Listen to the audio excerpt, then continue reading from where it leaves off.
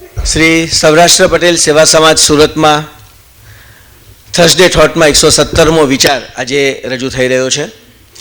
આમ તો દર વખતે હું કહું છું કે એક વૃંદાવન કે જેમાં એક કૃષ્ણ જેણે વાંસળીના સુરો દ્વારા બધાને સંગીત પહોંચાડ્યું, મંત્રમુગ્ધ કર્યા, અને એવા જ એક કૃષ્ણ એટલે કે કાનજીભાઈ સૌરાષ્ટ્ર પટેલ સેવા સમાજને મળ્યા અને જેમણે હેલ્થ, વેલ્થ અને હેપીનેસના વિચાર દ્વારા સમગ્ર સમાજના દરેક વ્યક્તિ એનું જીવન સ્વસ્થ બને, મસ્ત બને, એની માટેના પ્રયત્ન આપણે કરીએ છીએ.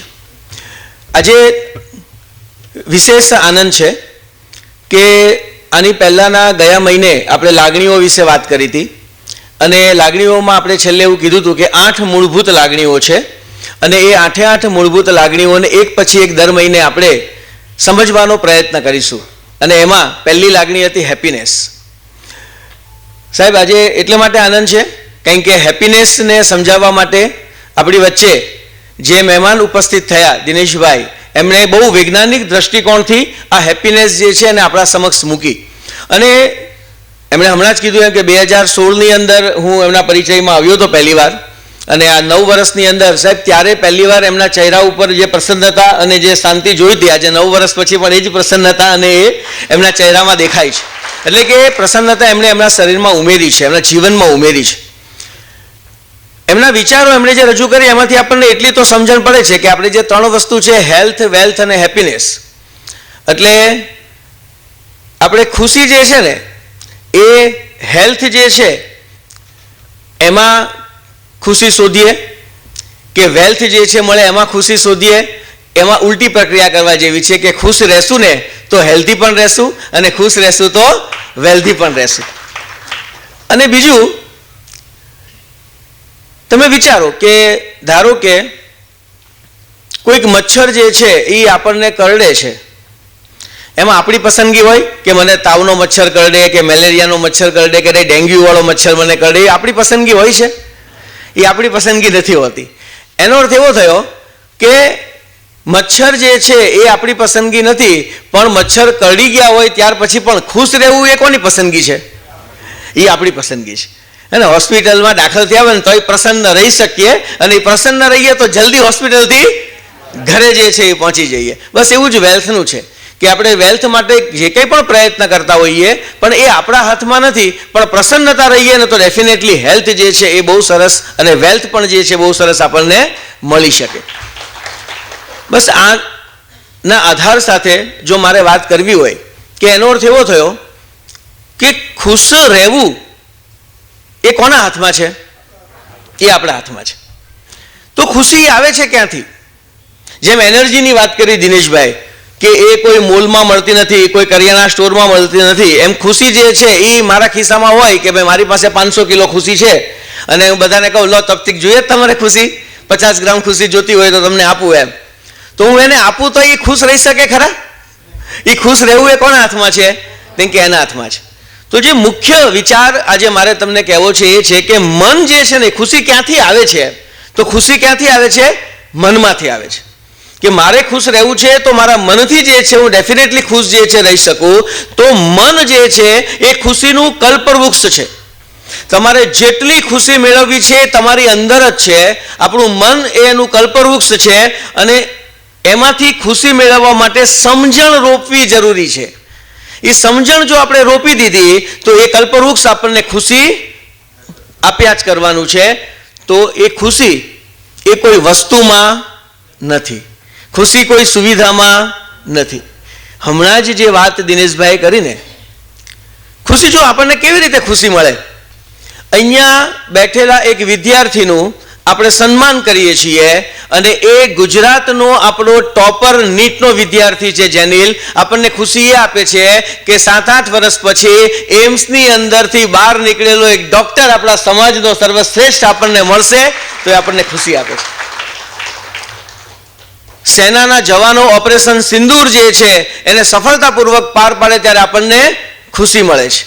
પણ એ આવા ઓપરેશનની અંદર જ્યારે કોઈ સૈનિક એ શહીદ થાય છે ત્યારે એના પરિવારના ચહેરા ઉપર ખુશી લાવવાની જવાબદારી પણ આપણી જ છે ને જય જવાન નાગરિક સમિતિની અંદર જ્યારે એવું દાન વહેળાવે ત્યારે આપણને ખુશી થતી હોય છે. તો આ ખુશી જે છે એ ખુશી આપણી અંદર છે અને આપણે એને બહાર લાવવાની છે. મારે જે હમણાં વાત કરી ને દિનેશભાઈની હું વાત કરતો હતો કે આપણે ખુશીને પોસ્ટપોન કરીએ છીએ. થાય કેવું, મેં નવી ગાડી લીધી અને પરિવારવાળા ખુશ છે, પણ એ ખુશી ત્યાં સુધી જ છે કે જ્યાં સુધી મારી આજુબાજુ મારી કરતાં મોટી ગાડી ન આવે. જેવી મારા આડોશી પાડોશીમાં એની કરતાં મિત્રમાં થોડી મોટી ગાડી આવે છે ને એટલે મારી ખુશી ઓછી થઈ જાય છે. મારો મોબાઈલ હોય નવો તો મને ખુશ હોય, પણ એની કરતાં સારું મોડેલ બીજા પાસે જોઉં ને ત્યારે મારી ખુશી ઓછી થઈ જાય છે. તો કેમ? તો કે વસ્તુમાં નથી ભાઈ, એ જાતે ખુશી અંદરથી મેળવવાની છે. બહુ સરસ એક પ્રસંગ મારે કહેવો છે. એક પપ્પા, એને એમ લાગે છે કે બહુ ધનિક હોય, સુખી સંપન્ન હોય, અને એના દીકરાને એમ લાગે કે ભાઈ મારે બતાવવું છે કે ભાઈ લોકો કેવી પરિસ્થિતિમાં જીવતા હોય છે અને આપણે કેવી સારી પરિસ્થિતિની અંદર જીવી રહ્યા છીએ. એટલે એના દીકરાને લઈ જાય છે, ઝૂંપડપટ્ટીની અંદર લઈ જાય, નદી કિનારે બધા રહેતા હોય ઝૂંપડામાં એની અંદર લઈ જાય અને આવી રીતે બધી જગ્યાએ જે છે એ ફેરવીને પછી જ્યારે રિટર્ન આવતા હોય ત્યારે દીકરાને પૂછે કે દીકરા તે શું જોયું એમ. એટલે દીકરો જે છે ને પપ્પાને કહે છે કે પપ્પા મેં જોયું એમ કે મારે રમવા માટે જે છે એ ઘણી બધી રમકડાને ઘણી બધી વસ્તુઓ છે, પણ એ લોકોને તો રમવા માટે જે છે એ કેટલું સરસ જે છે આખું ખુલ્લું મેદાન છે, કેટલા બધા એમને મિત્રો છે રમવા માટે, એ જોયું મેં. પપ્પા આપણી પાસે એક જે છે એ ડોગ છે, એક કૂતરું છે, એ લોકો પાસે તો કેટલા બધા કૂતરા હતા અને કેટલા બધા કૂતરા સાથે એ લોકો મસ્ત રમતા હતા. પપ્પા મારે નાહવું હોય ને તો આપણે બાથરૂમની અંદર બાથટબની અંદર જે છે નાહવાનું થાય, એ લોકો તો કેવું સારું એમ કે તળાવ હતું ને ધુબાકો મારીને કે તળાવમાં નાહતા હતા, મજા કરતા હતા. પપ્પા મારે એમ કે રાત્રે શું ને તો મને આમ ઉપર જે છે છત દેખાય, એ લોકોને તો સુવે તો કેવા તારા દેખાય એમ કે એમ રાત્રે ચાદોરે તારાને બધા જોવે છે. અને પપ્પાને કહે છે કે પપ્પા થેન્ક યુ, તમે આજે મને અહેસાસ કરાવ્યો કે આપણે કેટલા બધા ગરીબ છીએ. એટલે પપ્પા જે છે એને અહેસાસ થાય છે કે આ વાત, આ દ્રષ્ટિકોણ જે છે, તમારે ખુશ રહેવું હોય ને તો આ કોઈ પણ જે છે એ જગ્યાએ આપણે ડેફિનેટલી ખુશ રહી શકીએ છીએ.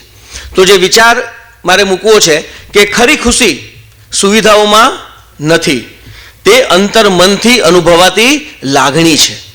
તમે કેવી લાગણી અનુભવો છો એ તમને ખુશી આપે છે, એ તમને આગળ લઈ જાય છે.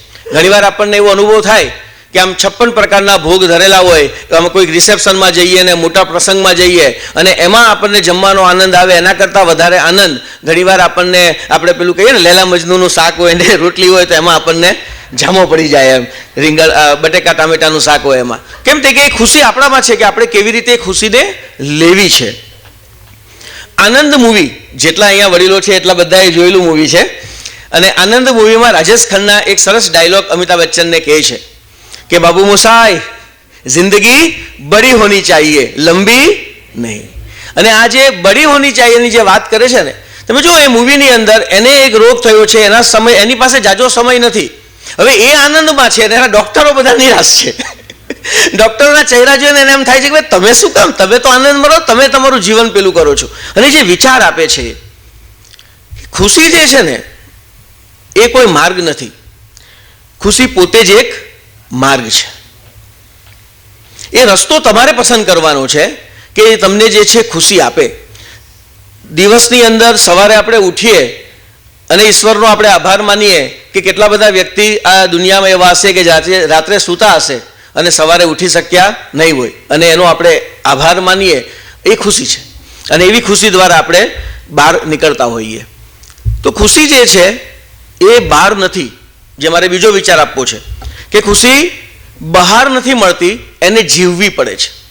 પરિવારની અંદર ઘણીવાર આપણને એવું હોય કે હું મારા બાળકોને ખુશ રાખું, હું મારા પત્નીને ખુશ રાખું, મારા માતા પિતાને ખુશ રાખું, મારા મિત્રોને ખુશ રાખું. હવે એ બહુ સારી વાત છે કે તમે ખુશી આપવાનો પ્રયત્ન કરો છો, આપણે ખુશી આપવાનો પ્રયત્ન કરવો જ જોઈએ. પણ સામેવાળા વ્યક્તિ ખુશ નથી રહેતા તો એ તમારી જવાબદારી નથી. એ વ્યક્તિએ સમજવાનું છે કે મારે જે છે ખુશ રહેવું હોય તો એ મારે અનુભવવાનું છે અને મારે એ ખુશીને જીવવાની હોય. તો જો ખુશી જે છે ને બહુ નાની નાની વાતોની અંદર ખુશીઓ મળતી હોય છે. બીજો એક પ્રસંગ કહું. હવે આમ માતા પિતાને વાત કરતા હોય એટલે એના પ્રસંગો થોડાક વધારે હોય. એક પપ્પા જે છે એને એના દીકરાની સાથે એમ લાગે છે કે એક સાંજ પસાર કરવી, એટલે સમય લઈને બપોરથી નીકળે છે કે આજે હું અને મારા દીકરો અમે સાથે જે છે એ સમય પસાર કરશું. અને પપ્પા પ્લાનિંગ કરે છે કે આજે એને મોજ કરાવવી છે. એટલે સારામાં સારી જે ગેમનો ઝોન હોય, ગેમ રમવાની મજા આવતી હોય એવા ગેમ ઝોનની અંદર એને લઈ જાય, એને રમત જે છે રમે, બચ્ચાઓ જે છે આનંદ કરતો હોય. ત્યાર પછી એને સરસ મજાની રેસ્ટોરન્ટમાં લઈ જાય કે જ્યાં એમને ખબર હોય કે આ રેસ્ટોરન્ટ થોડી કોસ્ટલી છે, મોંઘી છે, એમાં દર વખતે જતા ન હોય, પણ આજે મારે એને લઈ જવો છે, ટ્રીટ આપવી છે. ત્યાર પછી એક મોલમાં મૂવી જોવા લઈ જાય સરસ મજાનું. પછી પાછું આઈસ્ક્રીમ જે છે મસ્ત મજાના બાસ્કિન રોબિન્સ તો એવો મોંઘો આઈસ્ક્રીમ ખવડાવે. અને પછી રિટર્ન આવતા હોય ત્યારે એ બાળકને પૂછે કે બાળક, દીકરાને કે દીકરા આજે તને કેવી મજા આવી, એમ તને કઈ વસ્તુ બહુ ગમી એમ. અને દીકરો જવાબ આપે છે કે પપ્પા આજે મને બહુ જ મજા આવી, આજે હું ખુશ છું એમ. અને મને કઈ વસ્તુ ગમી એવું તમે કહો ને તો હું તમને કહું કે જ્યારે આપણે ગેમ ઝોનમાં ગયા ને બધી ગેમો રમતો હતો, પણ એમાં પપ્પા 2 ગેમની અંદર તમે જે પેલા ટેમ્પલ કૂદકા મારવાને એમાં તમે જ્યારે મારી સાથે કૂદકા મારતા હતા ને ત્યારે મને પપ્પા બહુ મજા આવી એમ. પછી તમે મારી સાથે ઓલી ગેમ જે છે રેસિંગની આપણે રમતા હતા ને ત્યારે મને બહુ મજા આવી. રેસ્ટોરન્ટની અંદર પપ્પા પેલું સૂપ જે છે ગરમ હતું અને તમે જે છે તમારી પાસે લઈને ફૂંક મારીને તમે એને ઠંડુ કરીને પછી મને આપ્યું ને પપ્પા, ત્યારે મને બહુ ખુશી થઈ. પપ્પા પેલું ખાતા હતા ને ત્યારે મને ફાવતું નહોતું, તમે મને કટકા કરી આપ્યા એમ કે નાના નાના, કે જેથી હું એને ખાઈ શકું. ત્યારે મને જે છે એ બહુ ખુશી થઈ. પપ્પા થિયેટરની અંદર મને ઠંડી લાગતી હતી અને તમે તમારો કોટ કાઢીને તમે મને ઓઢાડી દીધો કે જેથી મને ઠંડી ન લાગે. પપ્પા એ મને બહુ મજા આવી, મને બહુ આનંદ થયો ત્યારે. પપ્પા આપણે આઈસ્ક્રીમ ખાવા ગયા ત્યારે આઈસ્ક્રીમ જે છે એ ખાતા ખાતા મારા અહીંથી ટીપા પડતા હતા, તમે તમારો ખિસ્સામાંથી રૂમાલ કાઢી અને તમે એ હળવેકથી જે છે એને તમે લૂછી નાખ્યું. પપ્પા ત્યારે મને બહુ જ આનંદ થયો. હવે પપ્પા જે છે એ પપ્પા વિચાર કરે છે કે પપ્પાને તો એવું હતું કે મોટી રેસ્ટોરન્ટમાં લઈ ગયો એનો એને આનંદ હશે, અને સરસ મજાનો મોંઘો આઈસ્ક્રીમ ખવડાવ્યો એનો આનંદ હશે એને. તો આ આનંદ જે છે એ મોટી મોટી વસ્તુઓમાં નથી, નાના નાના પ્રસંગોમાં ને નાની નાની લાગણીઓમાં જે છે ખુશી છે. અને આ ખુશીને આપણે જીવવાની હોય છે. અને બાળકોને પત્નીઓ આ જ ખુશી ઈચ્છતા હોય છે, એ આ જ ખુશી ઈચ્છતા હોય છે અને એમાં જ આપણે રહેવાનું છે. અને એટલે જ આમ તો આપણી સંતવાણીમાં કીધું છે ને, મોજમાં રહેવું, મોજમાં રહેવું, મોજમાં રહેવું રે, સુખ આવે કે દુઃખ આવે મોજમાં રહેવું રે. આમ દરેક પરિસ્થિતિમાં ખુશ રહેવું ને એ જ ખુશ રહેવાનો મંત્ર છે. ખુશ રહેવાનો બીજો કોઈ મંત્ર જ નથી. આ એક જ મંત્ર છે કે કોઈ પણ પરિસ્થિતિ હોય પણ મારે ખુશ રહેવાનું છે. સાહેબ હમણાં એક જગ્યાએ લગ્ન પ્રસંગમાં ગયો ને, એક બહુ જૂના મિત્ર અમારા વૈભવભાઈ કરીને છે, મને મળ્યા. આપણે નેચરલી બધાને પૂછતા હોય કેમ છો, શું ચાલે છે, તો એને પૂછ્યું કે કેમ છો, શું ચાલે છે, અને જે જવાબ આપ્યો ને મને એટલો બધો હૃદયમાં સ્પર્શી ગયો. એને કીધું પરેશભાઈ હું ખૂબ ખુશ છું, અને એના ચહેરા ઉપર એકદમ આનંદ. એટલે આ હું ખુશ છું આવું પહેલી વાર મેં સાંભળ્યું એમ. આપણે કે કોઈક એવું કે એમ આમ સૌજીભાઈને કેમ આમ મળીએ ને સૌજીભાઈ આમ ભેટે ને કે આઈ લવ યુ એમ, તો એ આમ આનંદ આવે આપણને. અમુક શબ્દો જે છે એ મજા આવે આપણને એમ.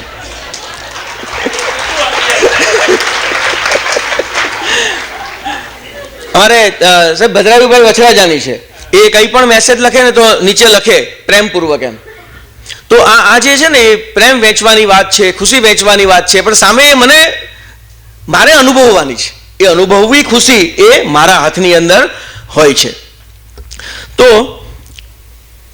એ આપણે દિનેશભાઈ કીધું હમણાં કે આવું થાય તો જ મને ખુશી મળે, એવું વિચારનારા એવું થાય તો પણ ખુશ રહી શકતા નથી. કેમ? કારણ કે ત્યાર પછી કંઈક નવું આવી જ જાય કે હવે આવું થાય તો હું ખુશ રહીશ.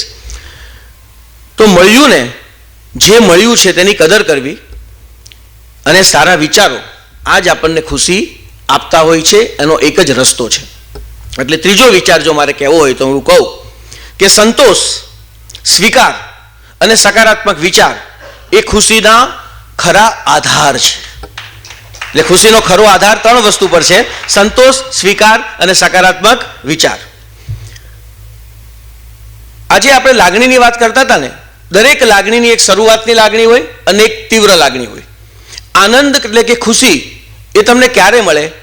તો હમણાં જે અનુભૂતિ કરીને ત્યારે એની શરૂઆતની લાગણી છે શાંતિ. તમારા જીવનની અંદર શાંતિ હોય, મગજ તમારું શાંત હોય, મન તમારું શાંત હોય તો તમને આનંદ જે છે એ ખુશી જે છે એની અનુભૂતિ થાય.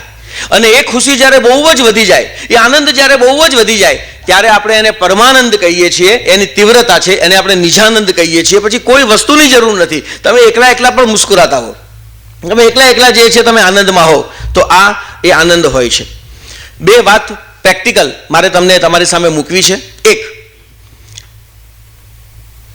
દિવસની અંદર ચાલવાનું બધા કહેતા હોય કે આપણે ચાલવું જ જોઈએ, તો આપણે ઘણા બધા ચાલતા પણ હોય છે, પણ 10 મિનિટ આપણે હેપી વોક કરવાની છે. કઈ વોક કરવાની છે? Happy walk. હા, સવારે, સાંજે, બપોરે જ્યારે તમને સમય મળે ત્યારે તમે ઓફિસમાં પણ ચાલી શકો, પણ હેપી વોક. એનું નામ જ હેપી વોક આપવાનું. તમારે ટાઈમ નક્કી કરવાનો કે ભાઈ આ 10 મિનિટ મારે જે છે હવે મારી 10 મિનિટ હેપી વોકની છે, અને તમારે આમ નીકળવાનું. મોબાઈલ એવું તો સાયલેન્ટમાં મૂકી દેવાનો, અને એ દિવસમાં તમને જે આનંદ થયો હોય એવી પળને યાદ કરવાની, એ અઠવાડિયામાં તમને આનંદ થયો એવી પળને યાદ કરવાની, અને બસ આ વાતાવરણ જે છે એનો આનંદ લેવાનો અને હેપી વોક કરવાની. તો આવી હેપી વોક જે છે 10 મિનિટ આપણે કરીશું હેપી વોક કરીશું.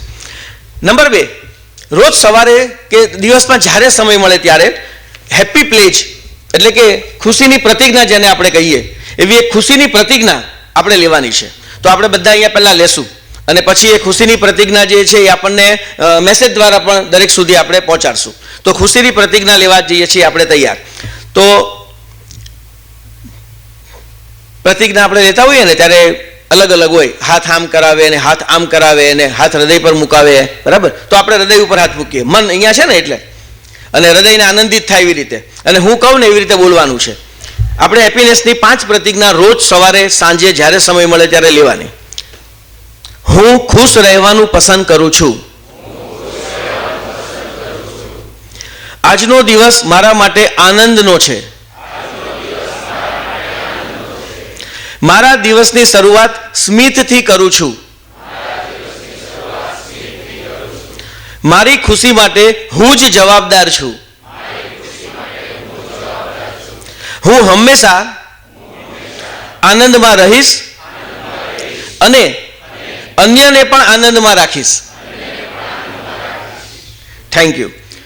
તો આ 5 ખુશી આપણે દિવસ દરમિયાન જે છે બોલીશું. અને છેલ્લે હું આપણા વિચાર ફરી એકવાર તમારી સામે અહીંયા છે જ, એને આપણે વાગોળશું અને ખુશીની પ્રતિજ્ઞા લેશું અને હેપી વોક કરીશું. Thank you very much.